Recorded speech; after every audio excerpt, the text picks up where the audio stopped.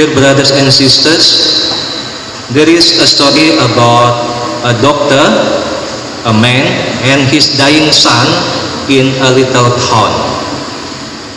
One Saturday afternoon, a man rushed into a hospital carrying his bleeding, unconscious son in his arms. He was screaming frantically at the nurses for help. Some nurses came immediately to help and brought the boy to the emergency room. Nevertheless, there was no doctor in that afternoon. That man was so disappointed. After waiting for half an hour, the doctor arrived. The doctor did not care to greet the man and abruptly told him about the procedures for his son's surgery. The man felt the doctor was unkind and arrogant. The surgery lasted almost 3 hours. Seeing the doctor went out from the emergency room, the man was glad. The doctor was walking towards him and told that his son was fine and walked away. The man was very happy that his son was going to be fine. He was, however, unhappy with the doctor's unsympathetic attitude.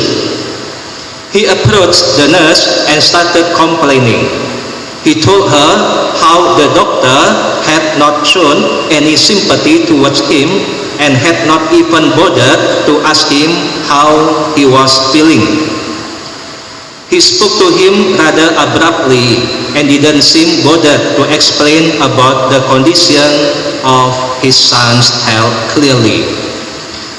After listening to the man, the nurse apologized for the doctor's behavior and hoped that he could understand. She told him that the doctor's son has passed away.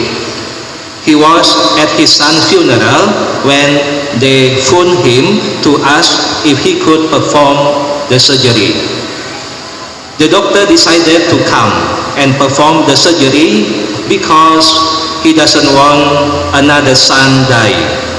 One son lost was enough for him that day. Dear brothers and sisters, as the doctor was deeply moved to help the man's son who was dying, we should likewise ask for the graces to be deeply moved by our Lord's suffering and death. The Passion story is not just another story.